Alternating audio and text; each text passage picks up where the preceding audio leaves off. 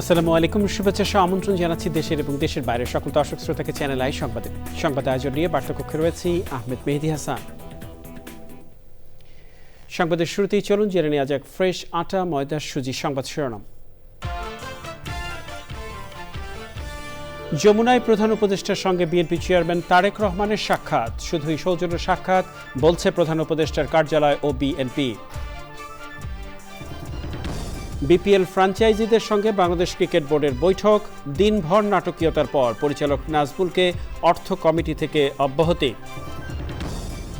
অন্তর্বর্তী সরকার সুষ্ঠু গ্রহণযোগ্য নির্বাচন দিতে পারবে কিনা সংশয়ে নাগরিক সমাজ, একটি ক্ষুদ্র ও উগ্র গোষ্ঠীর কাছে সরকার জিম্মি বলে মন্তব্য। 253 আসনে প্রার্থী ঘোষণা করেছে জামায়াতে ইসলামীর নেতৃত্বাধীন জোট, 11 দলীয় জোটে না থাকার ইঙ্গিত দিলেন ইসলামী আন্দোলনের মহাসচিব। দায় মুক্তি পাচ্ছেন জুলাই গণ অভ্যুত্থানকারীরা, উপদেষ্টা পরিষদে অনুমোদন পাওয়া অধ্যাদেশের গেজেট 5 থেকে 7 দিনের মধ্যে। এবং 15 সঙ্গীত শিল্পীকে নিয়ে চলছে পিওজে মিউজিক ক্লাবের সবুজ সুরের সন্ধানে সিজন 1-এর সেমিফাইনাল, সেরা 10-এর সামনে ফাইনাল রাউন্ড।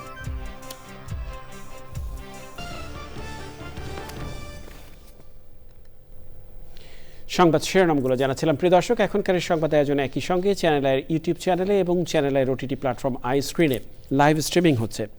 যাওয়া যাক বিস্তারিত সংবাদে।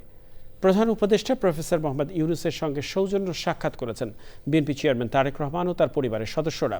তারা 1.5 ঘণ্টা যমুনায় ছিলেন। সন্ধ্যা 7:30টার দিকে রাষ্ট্রীয় অতিথি ভবন যমুনায় আসেন তারেক রহমান, স্ত্রী ডাক্তার জুবাইদা রহমান ও কন্যা জাইমা রহমান। প্রধান উপদেষ্টা ডক্টর ইউনূস ও তার কন্যা দিনা ইউনূস তাদের সঙ্গে কুশল বিনিময় করেন।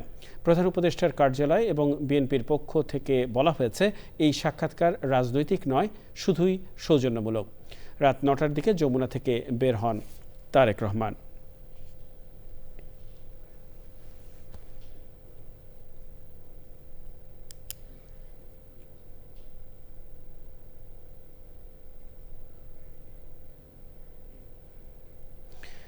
দাবি পূরণ না হওয়া পর্যন্ত খেলোয়াড়রা বিপিএল এর এবারের আসর বয়কটের সিদ্ধান্ত নেওয়ায় এ বিষয়ে চূড়ান্ত সিদ্ধান্ত নিতে রাজধানীর গুলশানের ফ্র্যাঞ্চাইজি মালিকদের সঙ্গে বৈঠকে বসেছে বিসিবি। সেখানে রয়েছেন সহকর্মী আদিল আহমেদ শান। সরাসরি যাচ্ছি তার কাছে। শান, আপনি রয়েছেন গুলশানের ফ্র্যাঞ্চাইজি মালিকদের সঙ্গে যে বৈঠক চলছে বিসিবির, সেখানে এই বৈঠক সম্পর্কে সর্বশেষ কী তথ্য আপনার কাছে রয়েছে, আপনার মাধ্যমে দর্শকদের জানাতে চাই। মেহেদী, এর মধ্যেই একটু আপডেট দিয়ে রাখি যে বিসিবি এবং ফ্র্যাঞ্চাইজি মালিকদের বৈঠকের মধ্যে কিছুক্ষণ আগেই কিন্তু যোগ দিয়েছেন কোয়াবের সদস্যরা। মিঠুন, সভাপতি নাজমুল শান্ত, মীরাসহ প্রায় একাধিক সদস্য কিন্তু এখানে এসছেন। তারা এখন বিসিবির সদস্য এবং ফ্র্যাঞ্চাইজি মালিকদের সঙ্গে বসে পরবর্তী কী করণীয় সেই বিষয়টিতে আলোচনা করছেন। তবে আমরা যে বিষয়টি জানতে পেরেছি, অর্থাৎ নাজমুল পরিচালক, তিনি ক্রিকেটারদের নিয়ে নেতিবাচক মন্তব্য করায় বিপিএলের আজকের দিনের খেলা প্রায় 2টি খেলাকেই বর্জন করেন ক্রিকেটাররা এবং কোনোভাবেই আজকে মাঠে গড়াতে পারেনি খেলা। তবে এমনকি অনির্দিষ্টকালের জন্য ক্রিকেট মাঠে গড়াবে না এমন একটা হুমকিও দেওয়া হয়েছিল ক্রিকেটারদের পক্ষ থেকে। তবে এখন আপাতত কিছুটা নমনীয় হয়ে এসছেন ক্রিকেটাররা। তারা চাচ্ছেন মাঠে ক্রিকেটটা খেলুক, তবে পরিচালক নাজমুল যেন প্রকাশ্যে তিনি ক্ষমা চাবেন। যে শর্তগুলো দেওয়া হচ্ছে প্রকাশ্যে তাকে ক্ষমা চাইতে হবে এবং পরিচালনা পর্ষদের যেই কার্যক্রম আছে সেখান থেকে তাকে পদত্যাগও করতে হবে এবং সেটা প্রক্রিয়াধীন থাকতে হবে।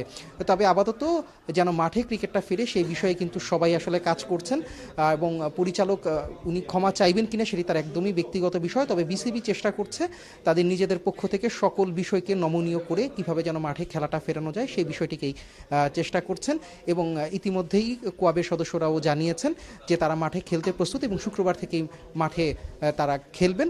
তবে আজকের যে 2টি খেলা আসলে হয়নি, সেই 2টি খেলা পরবর্তীতে কবে হবে সেটি বিষয়ে কিন্তু একটা চূড়ান্ত সিদ্ধান্ত আজকের এই মিটিং থেকেই নেওয়া হবে। তো মেহেদী, এই ছিল আমার কাছে বিসিবির গুলশানের অফিস থেকে সর্বশেষ তথ্য।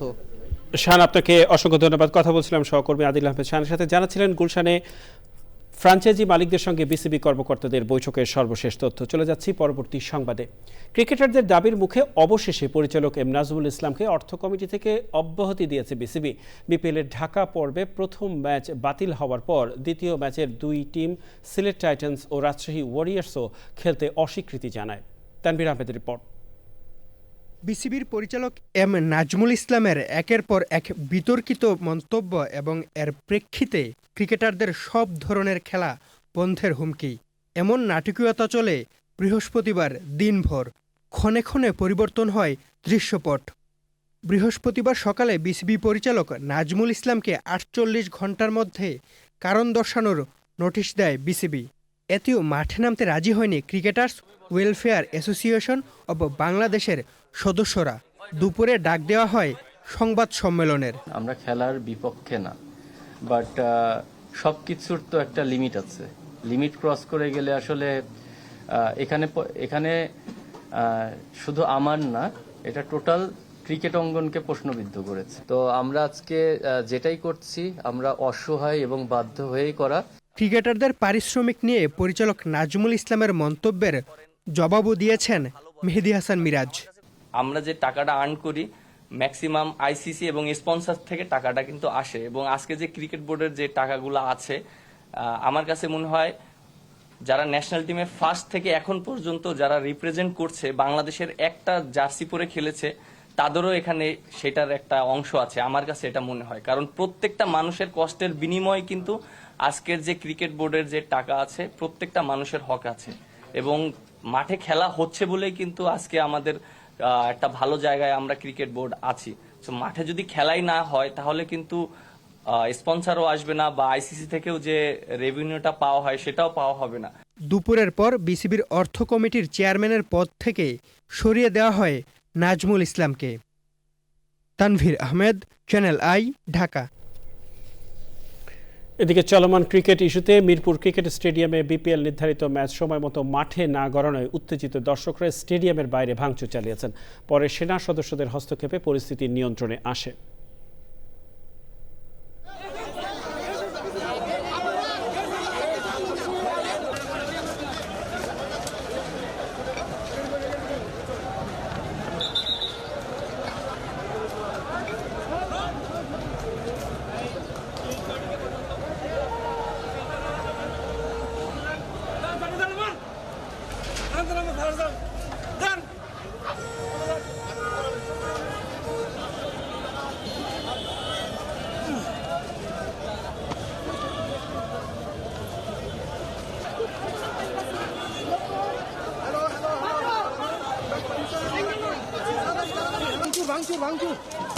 ভাই আমি দর্শক দেখতে পাচ্ছেন স্টেডিয়াম প্রাঙ্গণে বন্ধ চালিয়েছে বাহিনী, পরে আরেকটা শোনা যায় তার চারপাশ থেকে ভাঙচুরের চেষ্টা করছে দর্শক দেখতে। ইঞ্জিনিয়ার সাহেব, বাড়ির ডিজাইন তো হলো, কিন্তু কোন রড দিয়ে বাড়ি বানাবো? অবশ্যই আকিজ ইস্পাত, কারণ ভালো মানের 500W রডের yield strength 500 MPa, tensile strength 625 MPa, আর সর্বোচ্চ গুণগত মানের আকিজ ইস্পাতের টেনসাইল স্ট্রেংথ 700 MPa, অর্থাৎ ভালো মানের রডের থেকেও 12% বেশি। বুঝেছি, এখনই অর্ডার করছি অধিক শক্তিশালী আকিজ ইস্পাত। আকিজ ইস্পাত, কমিটেড টু কোয়ালিটি। সড়কের পাশে দাঁড়িয়ে থাকা বেসরকারি শিক্ষক নিবন্ধন ও প্রত্যয়ন কর্তৃপক্ষ এনটিআরসিএ নিবন্ধনকারী নিয়োগ প্রত্যাশী শিক্ষকদের দাবির কথা শুনেছেন বিএনপি চেয়ারম্যান তারেক রহমান। দুপুরে রাজধানীর গুলশানে নিজ বাসভবন থেকে চেয়ারপারসনের কার্যালয়ে প্রবেশের পথে গাড়ি থেকে নেমে রাস্তায় দাঁড়িয়ে তাদের সঙ্গে সাক্ষাৎ করেন তারেক রহমান। সে সময় চাকরিতে দ্রুত নিয়োগ, দীর্ঘসূত্রিতা নিরসন ও ন্যায্য অধিকার নিশ্চিত করার দাবি জানান আন্দোলনরত শিক্ষকরা। পরে শিক্ষকদের আশ্বাস দিয়ে তারেক রহমান বলেন, বিএনপি ক্ষমতায় গেলে বিষয়টি গুরুত্বের সঙ্গে বিবেচনা করা হবে।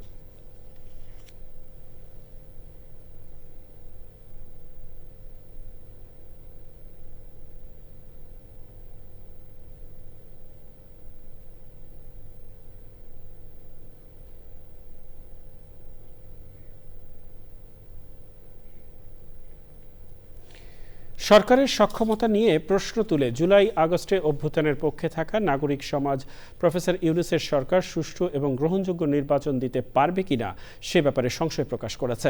নির্বাচিত সরকারের কাছে মানুষের প্রত্যাশা এবং নতুন সরকারের জন্য করণীয় নিয়ে সুপারিশ জানাতে সংবাদ সম্মেলনে হতাশা প্রকাশ করেন তারা। নাগরিক প্ল্যাটফর্মের কোর গ্রুপের সদস্যরা বলেন, সরকার একটি ক্ষুদ্র এবং উগ্র গোষ্ঠীর কাছে জিম্মি হয়ে পড়েছে। রিজভি নওয়াজের রিপোর্ট। মঙ্গলবার চীন মৈত্রী সম্মেলন কেন্দ্রে রাজনীতিকদের কাছে নাগরিকদের চাওয়া তুলে ধরে এসডিজি বাস্তবায়নে নাগরিক প্ল্যাটফর্ম। সেদিন সবার কাছে প্ল্যাটফর্মটির আহ্বায়ক ডক্টর দেবপ্রিয় ভট্টাচার্য জানতে চান, নয়া বন্দোবস্ত কেন সফল হলো না। ঠিক দুদিনের মাথায় প্রশ্নটির উত্তর দিতে হলো তাকেই। ওনারা নতুন শক্তির অংশ কথা বলে শেষ বিচারে যে একটি ক্ষুদ্র এবং উগ্র গোষ্ঠীর কাছে অনেক ক্ষেত্রে জিম্মি হয়ে গেলেন। সেই জন্য ওনারা আচরণও করতে পারলেন না, ওনারা নাগরিকদের সুরক্ষা দিতে পারলেন না। এখন প্রশ্ন হচ্ছে ওনারা কি নিরপেক্ষভাবে নির্বাচনটাও করতে পারবেন কিনা ঠিক মতো, সেই প্রশ্ন এসেছে। সেহেতু এই নতুন বন্দোবস্ত করার ক্ষেত্রে আমাদের যেই সমস্ত অভিজ্ঞতা হলো এগুলোকে আগামী দিনে কাজে লাগাতে হবে। প্রত্যাশার বেলুন এভাবে ফুটো হয়ে যাওয়া মানতে পারছেন না নাগরিকরা। অনবরত আমাদের সংখ্যালঘু জনগোষ্ঠীর উপরে নিপীড়ন নির্যাতন করা হচ্ছে, ইম্পিউনিটি, সারাক্ষণ ইম্পিউনিটি, এবং সারা দেশে এই ঘটনা। এই আমাদের কিছুদিন ধরে আমরা যে জঘন্যতম দৃষ্টান্ত দেখেছি হিংস্রতার, এটার কোনো সভ্য সমাজে হতে পারে না, কিন্তু ঘটেছে। এবং আজকে সবচেয়ে বড় সমস্যা আমাদের কিন্তু সেই বিচ্ছিন্নতা, যে আমরা একে অপর থেকে বিচ্ছিন্ন হয়ে গেছি। আমাদের সরকারকে আমরা জানি না, আমাদের সরকার জানে না আমাদের নাগরিক কারা, কাদের সঙ্গে কথা বলতে হবে, কাদের সঙ্গে পরামর্শ করতে হবে, কি পরামর্শ করতে হবে। নাগরিক ইশতেহারে আগামী সরকারের জন্য করণীয় সুপারিশে বলা হয়েছে 3টি ধাপে সারা দেশে 1,47,00,000 দরিদ্র পরিবারকে মাসে 4,500 টাকা নগদ সহায়তা দিতে। এতে খরচ হবে 41,000 কোটি টাকা। সরকারি স্কুলে 1,18,00,000 শিক্ষার্থীকে মিড ডে মিল দিতে খরচ হবে 8,000 কোটি টাকা। 61 লাখ বয়স্ক ভাতাভোগী পরিবারকে বছরে 1 লাখ টাকা মূল্যের চিকিৎসা সেবার জন্য রাখতে বলা হয়েছে 61,000 কোটি টাকা। রিজভিনা ওয়াজ, চ্যানেল আই, ঢাকা। এ পর্যায়ে জাতীয় সংসদ নির্বাচন 2026 প্রসঙ্গ।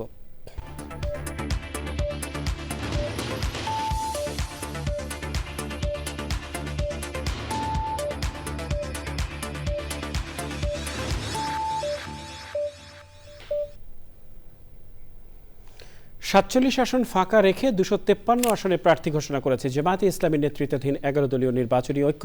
রাজধানীর ডিপ্লোমা ইঞ্জিনিয়ার্সের রাতে সংবাদ সম্মেলনে এ ঘোষণা দেওয়া হয়। সংবাদ সম্মেলনে ছিলেন না ইসলামী আন্দোলনের কোনো প্রতিনিধি।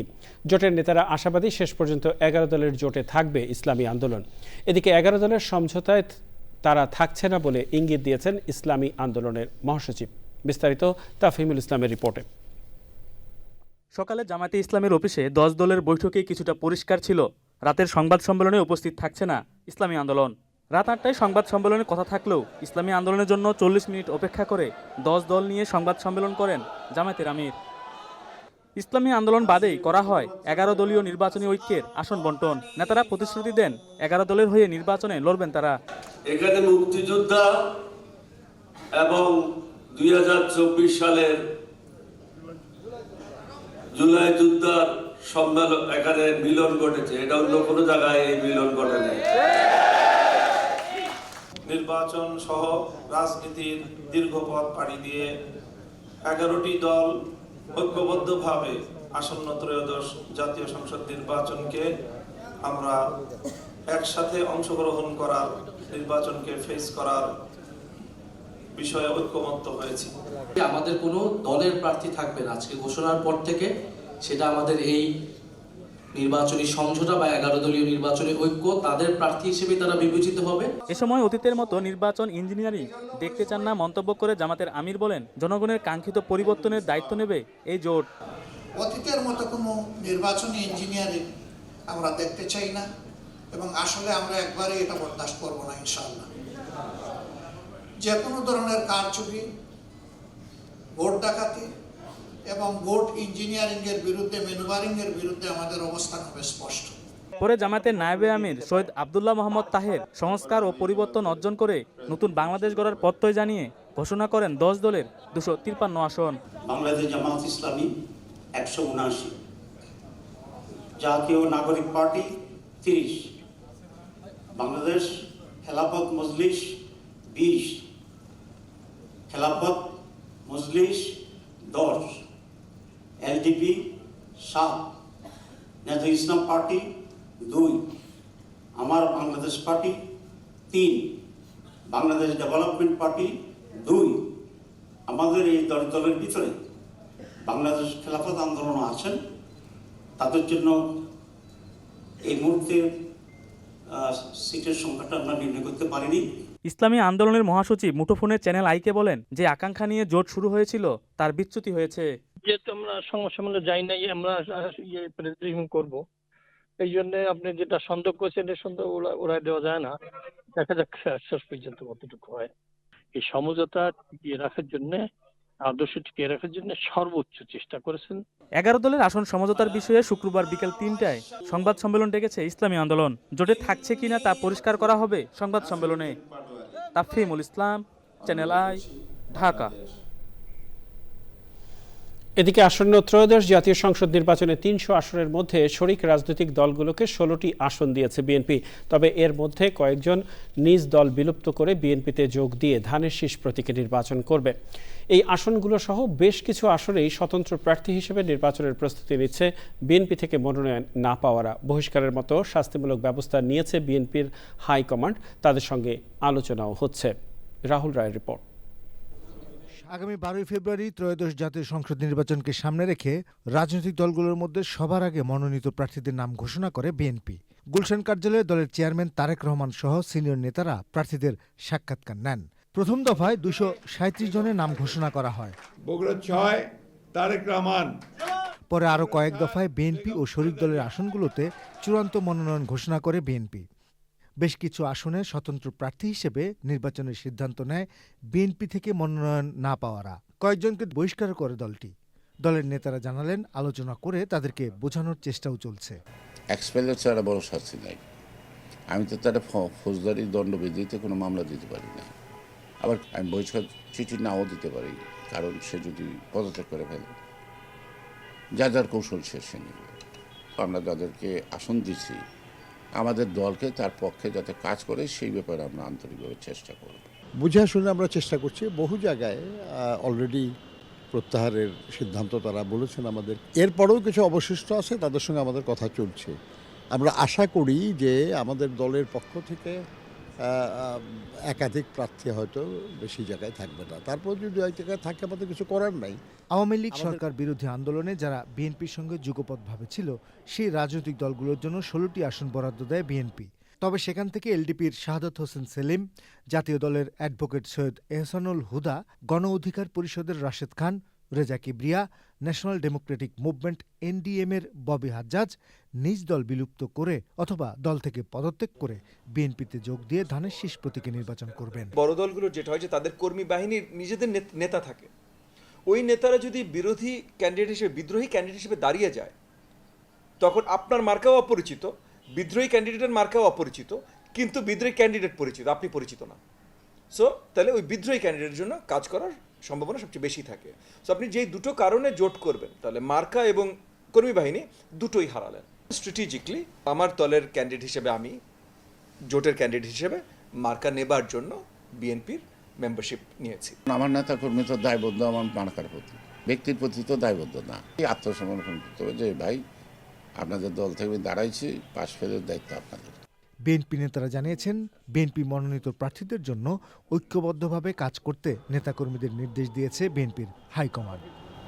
Rahul Roy, Channel i, Dhaka. জামায়াতে ইসলামী সহকারী সেক্রেটারি জেনারেল হামিদুর রহমান আজাদ বলেছেন, কয়েকটি দল দেশের কিছু কিছু জায়গায় ইতোমধ্যে নির্বাচনী প্রচারণা শুরু করেছে। ফ্যামিলি কার্ড, কৃষি কার্ড বিতরণ করে ভোটারদের প্রতারিত করছে। দ্বৈত নীতি এবং বৈষম্য থাকলে দেশে সুষ্ঠু নির্বাচন হবে না। প্রধান নির্বাচন কমিশনের সাথে সাক্ষাৎ শেষে সাংবাদিকদের এসব কথা বলেন হামিদুর রহমান আজাদ।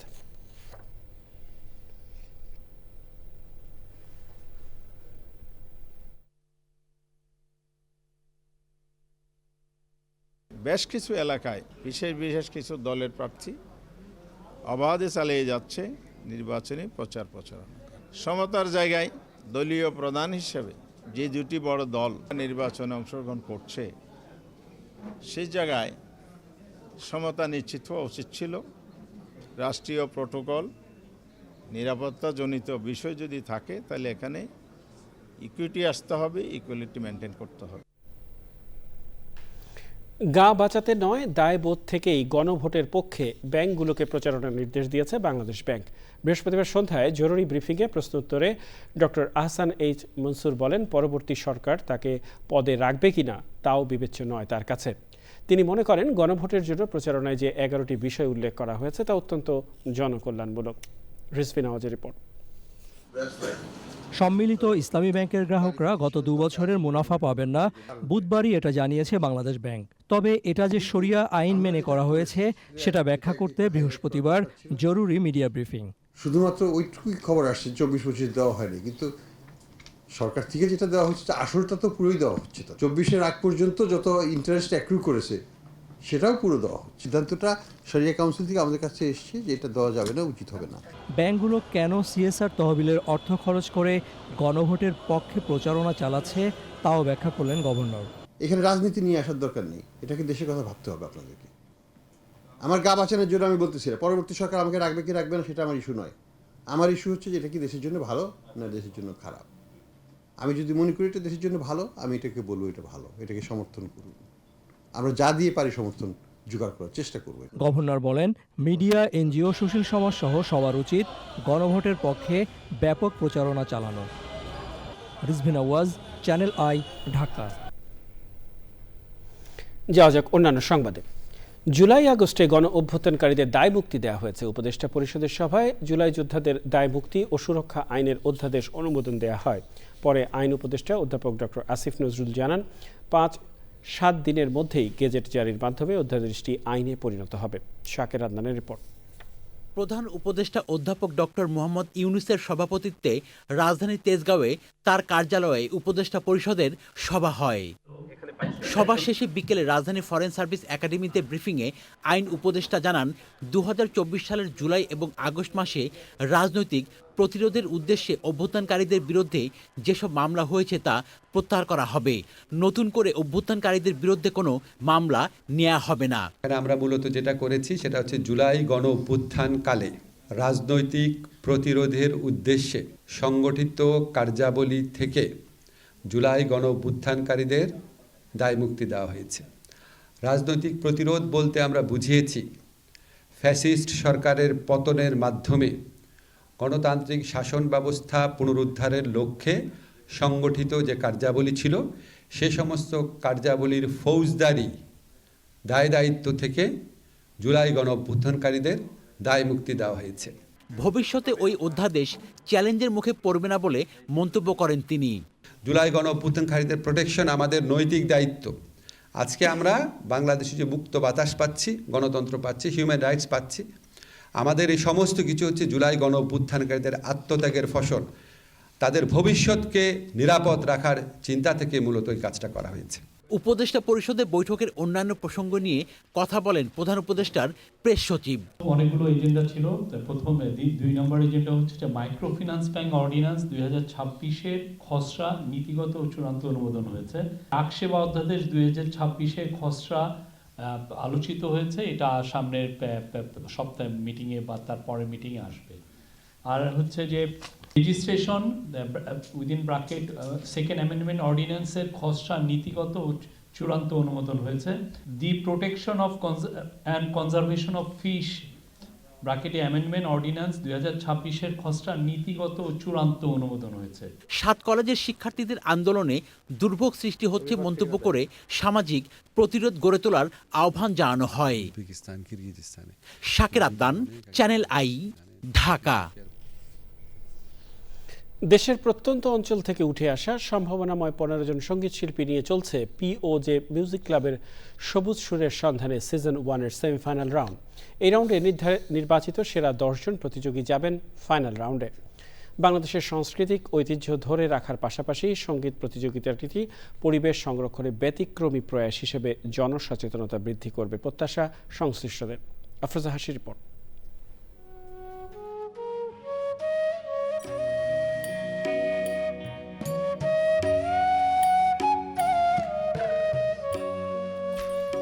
বিশ্বে ছড়িয়ে ছিটিয়ে থাকা অসংখ্য ভাষা, সুর কিংবা সঙ্গীতের ইতিহাস ঐতিহ্য জানান দেয় সকল সৃষ্টির মূলে রয়েছে প্রকৃতি।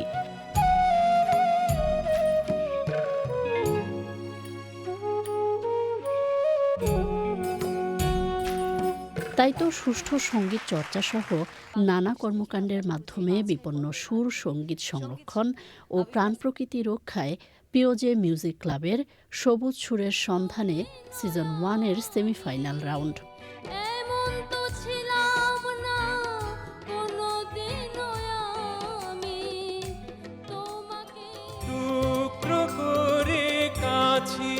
আমি ডুবতে রাজি আছি, আমি ডুবতে রাজি আছি তোমার খোলা হাওয়া। সেমিফাইনালের শেষ রাউন্ডে সম্ভাবনাময় সঙ্গীত শিল্পীদের গান আর যন্ত্রসঙ্গীতের সুরের মেলবন্ধনে উঠে এসেছে প্রকৃতি, প্রাণীজগৎ এবং বাস্তুতন্ত্র রক্ষার তাগিদ।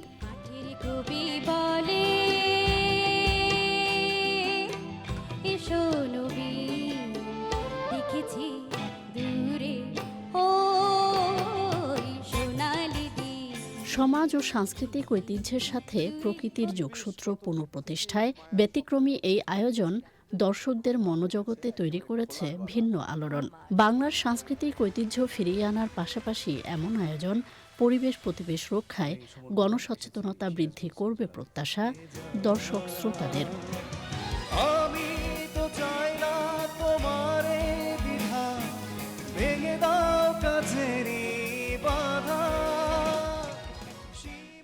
আফরোজা হাসি, চ্যানেল আই।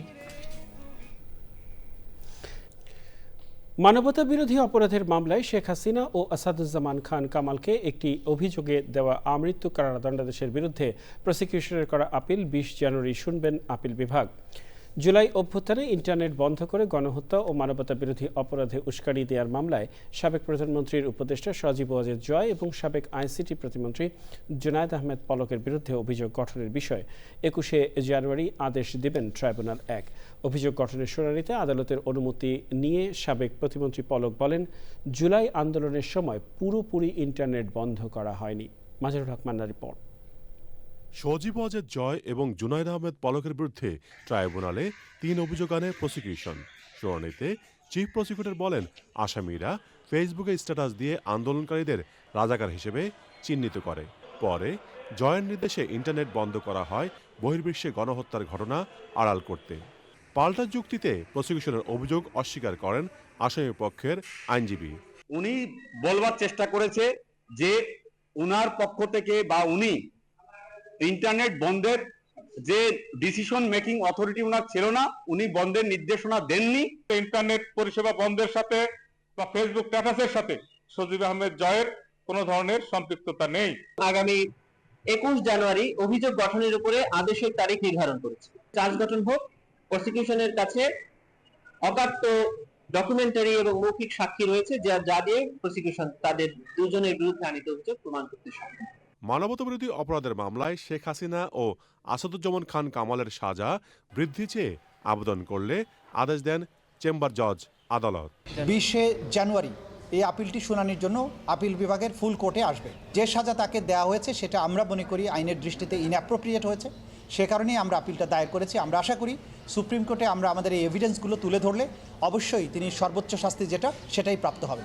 এই মামলায় 5 বছরের সাজাপ্রাপ্ত আসামি চৌধুরী আব্দুল্লাহ আল মামুনও রায়ের বিরুদ্ধে আপিল করেছেন।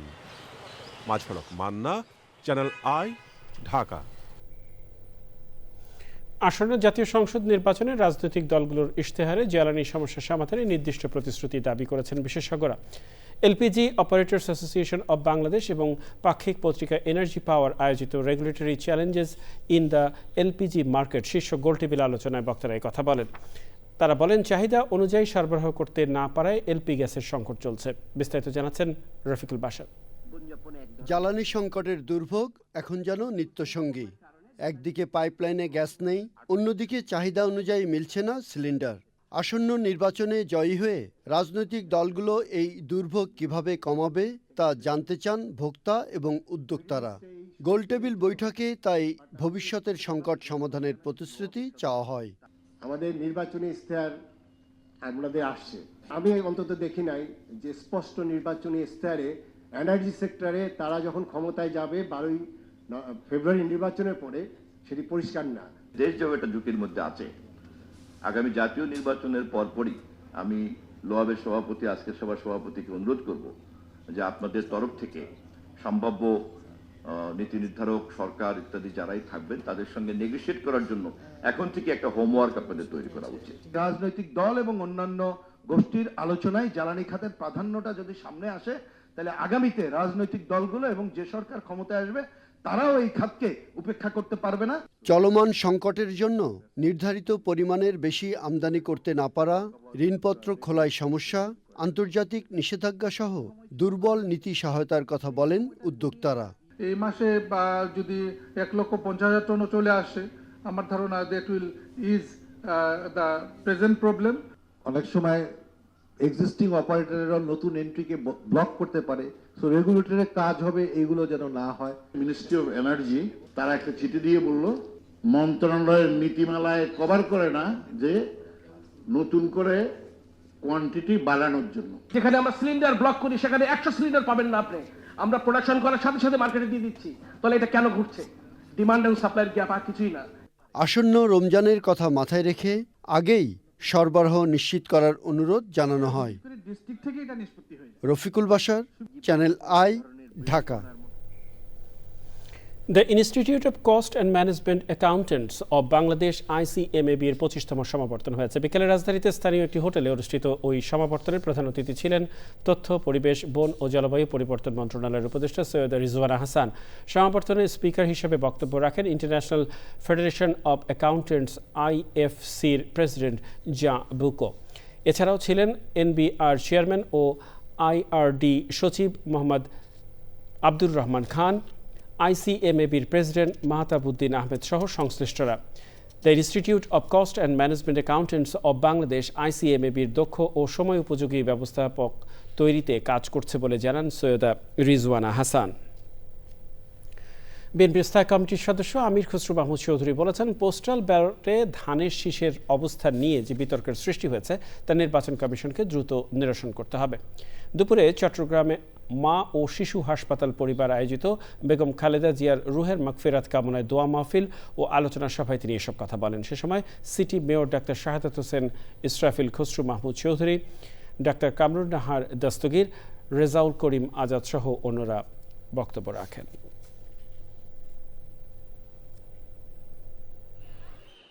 বিএনপির ধানের শীষ কেন ভাঁজের মধ্যে পড়ছে, কেন ওই জায়গায় আসছে, এটার উত্তর তো ওনারা দিতে পারবেন। আমি আশা করছি শুধু উত্তর নাই, এটার ওনারা একটা প্রতিকারও করবে, যাতে করে নির্বাচন নিয়ে কোনো প্রশ্ন না আসে। কিংবদন্তি সূর্যকন্যা খ্যাত জনপ্রিয় অভিনেত্রী জয়শ্রী কবির মারা গেছেন। গণমাধ্যমকে তার মৃত্যুর সংবাদটি নিশ্চিত করেছেন তার ভাগ্নে জাভেদ মাহমুদ। সোমবার লন্ডনের একটি হাসপাতালে চিকিৎসাধীন অবস্থায় শেষ নিঃশ্বাস ত্যাগ করেন তিনি। দীর্ঘদিন ধরে তিনি শারীরিক জটিলতায় ভুগছিলেন। নীরবে বিদায় নিলেন জয়শ্রী কবির। 1952 সালে কলকাতায় জন্ম নেন তিনি। ভারতে সত্যজিৎ রায়ের প্রতিদ্বন্দ্বী বাংলাদেশের কালজয়ী সিনেমা সূর্যকন্যা থেকে সীমানা পেরিয়ে এক অনন্য অভিনেত্রীর জীবনাবসান হলো। 70 দশকের মাঝামাঝি থেকে এদেশের চলচ্চিত্রে অভিনয় শুরু করেন জয়শ্রী। 1975 সালে মুক্তি পাওয়া সূর্যকন্যা সিনেমাটি 50 বছর পূর্তি হয়েছে গত বছর। সিনেমাটি পরিচালনা করেছেন আলমগীর কবির। 1976 সালে অসাধারণ সিনেমাতে উত্তম কুমারের বিপরীতেও অভিনয় করেছেন জয়শ্রী কবির। তার উল্লেখযোগ্য সিনেমার মধ্যে রয়েছে সূর্যকন্যা, সীমানা পেরিয়ে, রূপালী সৈকতে, নালিশ, শহর থেকে দূরে। বাংলাদেশে জনপ্রিয় জুটি ছিল জয়শ্রী বুলবুল।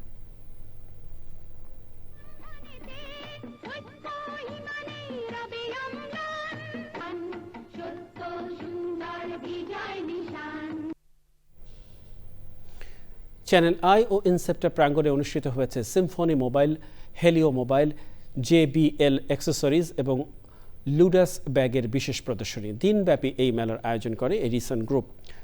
আয়োজকরা জানিয়েছেন, প্রদর্শনীতে চ্যানেল আই ও ইনসেপ্টা ফার্মাসিউটিক্যালসের কর্মকর্তা-কর্মচারীরা বিশেষ ডিসকাউন্টে পছন্দের পণ্য কেনার সুযোগ পেয়েছেন।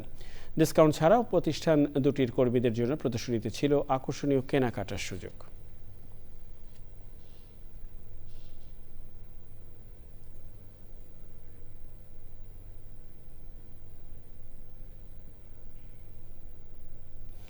এ পর্যায়ে নিটল টাটা আন্তর্জাতিক সংবাদ।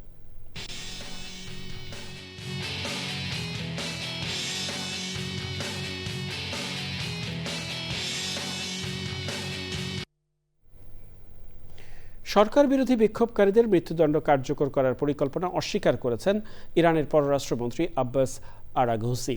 যুক্তরাষ্ট্রের প্রেসিডেন্ট ডোনাল্ড ট্রাম্প বলেছেন, ইরানে সরকার বিরোধী বিক্ষোভ দমনে সহিংসতা বন্ধ হয়েছে।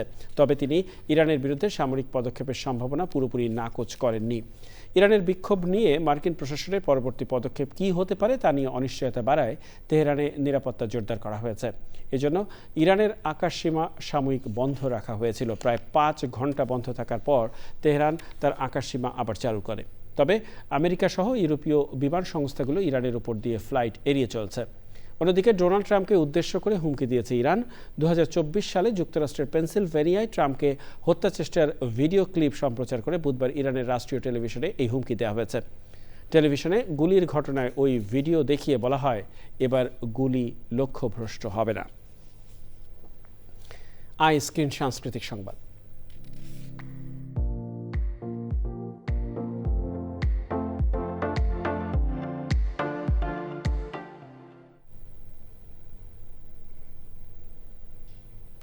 চব্বিশতম ঢাকা আন্তর্জাতিক চলচ্চিত্র উৎসবের 6ষ্ঠ দিনে প্রদর্শিত হয়েছে ইমপ্রেস টেলিফিল্মের চলচ্চিত্র নয়া নোট। প্রথমবারের মতো চলচ্চিত্র উৎসবে অংশ নিয়েছে সিনেমাটি, যা নিয়ে উচ্ছ্বসিত নির্মাতা অনন্য প্রতীক চৌধুরী। উৎসবের মিডিয়া পার্টনার চ্যানেল আই।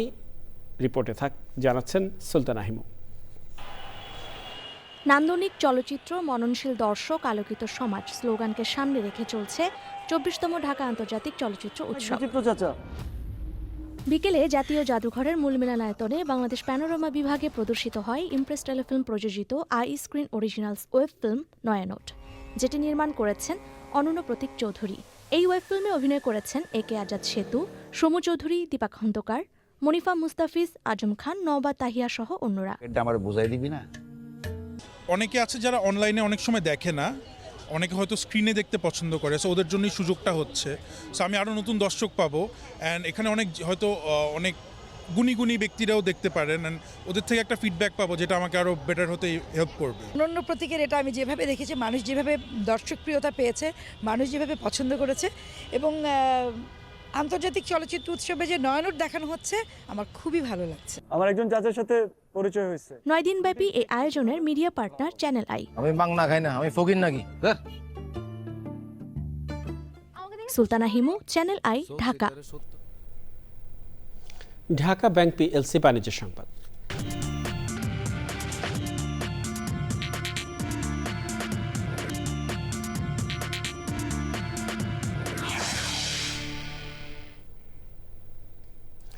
মালয়েশিয়ার শীর্ষস্থানীয় home improvement brand mister DIY বাংলাদেশের বাজারে নতুন 2টি স্টোর উদ্বোধন করেছে। বৃহস্পতিবার নতুন এই আউটলেটের দুটির মধ্যে একটি রাজধানীর রামপুরা এবং দ্বিতীয়টি ময়মনসিংহের নতুন বাজারে উদ্বোধন করা হয়। উদ্বোধনী অনুষ্ঠানে ছিলেন মিস্টার DIY এর বাংলাদেশের head of operations Syed Noor Anwar, marketing manager Mohammad Rahat Nabi, finance manager Mohammad Nasim Ahmed, importer manager Mohammad Masudur Rahman এবং head of business development Mohammad Nazir Hossain সহ বিনোদন ও ডিজিটাল মিডিয়া অঙ্গনের বিশিষ্ট ব্যক্তিরা। লক্ষ্মীপুরের চন্দ্রগঞ্জে জামায়াতে ইসলামী ও বিএনপির মধ্যে পাল্টাপাল্টি হামলা ও সংঘর্ষ হয়েছে। এতে দুই পক্ষের অন্তত 15 জন আহত হয়েছেন। বৃহস্পতিবার সন্ধ্যায় এই ঘটনা ঘটে। আহতদের উদ্ধার করে সদর হাসপাতালে ভর্তি করা হয়েছে। এলাকায় চরম উত্তেজনা বিরাজ করছে। ঘটনাস্থলে অতিরিক্ত পুলিশ মোতায়েন করা হয়েছে। অতিরিক্ত পুলিশ সুপার মোহাম্মদ রেজাউল হক বলেছেন, ঘটনাস্থলে অতিরিক্ত পুলিশ মোতায়েন করা হয়েছে। পরিস্থিতি পুলিশের নিয়ন্ত্রণে রয়েছে। তদন্ত করে অপরাধীদের বিরুদ্ধে আইনগত ব্যবস্থা নেওয়া হবে। Bangladesh Securities and Exchange Commission BSECর চেয়ারম্যান খন্দকার রাশেদ মাকসুদ বলেছেন, পুঁজি বাজারে সুশাসন এবং দায়বদ্ধতা নিশ্চিত করতে সাংবাদিকদের ভূমিকা অনেক। তাই সাংবাদিকদের করা প্রতিটি প্রতিবেদন গুরুত্ব সহকারে বিবেচনা করে সে অনুযায়ী ব্যবস্থা নেবে commission. BSEC capital market journalism excellence awards অনুষ্ঠানে সভাপতির বক্তব্যে এসব কথা বলেন তিনি। অনুষ্ঠানে প্রিন্ট, ইলেকট্রনিক ও অনলাইন মিডিয়ার 3 জন করে সাংবাদিককে পুরস্কার দেওয়া হয়। তাদের হাতে নগদ অর্থ ও সম্মাননা ক্রেস্ট তুলে দেওয়া হয়। অনুষ্ঠানে BSEC কমিশনার ফারজানা লালা রুখ, সাইফুদ্দিন আহমেদ, মহসিন চৌধুরী এবং অন্য কর্মকর্তারা উপস্থিত ছিলেন। ছোট ফেনী নদীর ভাঙন রোধে দ্রুত কার্যকর ব্যবস্থার দাবিতে মানববন্ধন করেছে ভুক্তভোগীরা। 2024 সালে ভয়াবহ বন্যায় মুছাপুর রেগুলেটর ভেঙে যাওয়ার পর থেকেই জোয়ার ভাটার প্রভাবে ছোট ফেনী নদীর তীরবর্তী সোনাগাজীর চর মজলিশপুর ইউনিয়নের চর গোপালগাঁও, চান্দালা, কুঠিরহাট, জলদাপাড়া, মিয়াজিঘাট, পুরাতন কাজিরহাট ও দাগনভূঞা উপজেলার জগৎপুর গ্রামে চলছে ভাঙন তাণ্ডব। এতে শত শত বসতঘর ও ফসলি জমি হুমকির মুখে পড়েছে। বসতঘর রক্ষায় ভাঙন রোধে জরুরি পদক্ষেপ গ্রহণের দাবি জানান ভুক্তভোগীরা। পরে টেকসই বাঁধ নির্মাণ, মুছাপুর রেগুলেটর পুনর্নির্মাণ এবং ক্ষতিগ্রস্ত পরিবারের পুনর্বাসনের দাবিতে জেলা প্রশাসকের মাধ্যমে ভূমি মন্ত্রণালয়ে স্মারকলিপি দেন ভাঙন কবলিতরা। আন্তর্জাতিক সততা পুরস্কার প্রাপ্ত বীর মুক্তিযোদ্ধা 21শে পদকপ্রাপ্ত সাংবাদিক মানিক সাহার 22তম মৃত্যুবার্ষিকী আজ।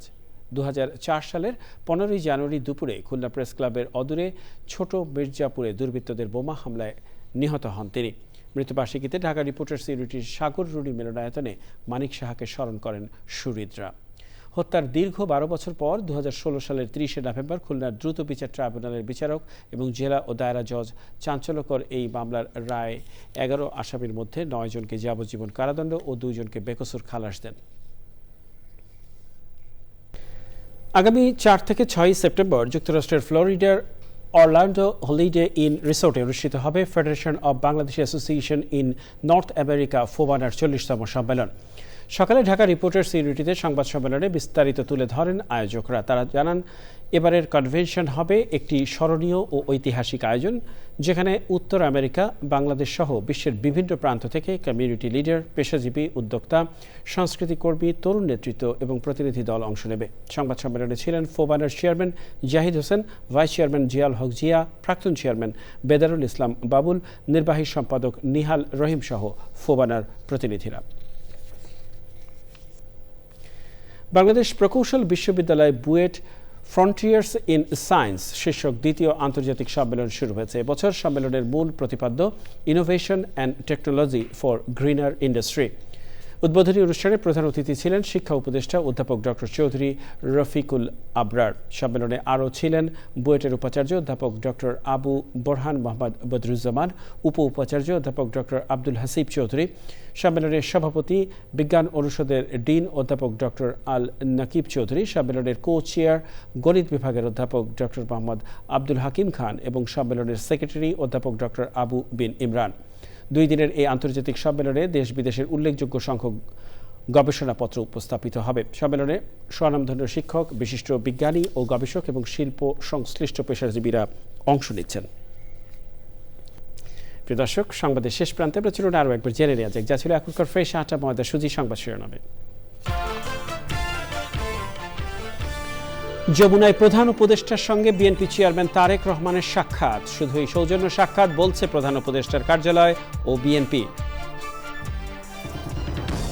বিপিএল ফ্র্যাঞ্চাইজিদের সঙ্গে বাংলাদেশ ক্রিকেট বোর্ডের বৈঠক, দিনভর নাটকীয়তার পর পরিচালক নাজবুলকে অর্থ কমিটি থেকে অব্যাহতি।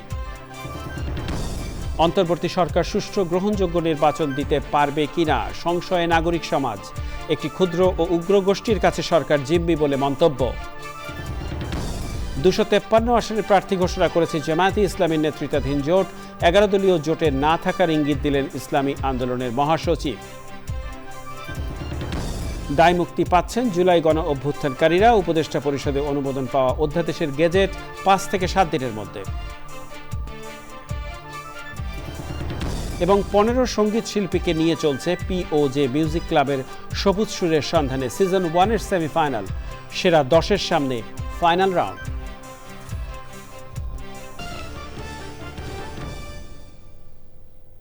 প্রিয় দর্শক, এরই সাথে শেষ করছি এখনকার সংবাদ আয়োজন। সংবাদে এতক্ষণ আমাদের সাথে থাকার জন্য সংবাদ টিভির সবার পক্ষ থেকে আপনাদের আবারও শুভেচ্ছা।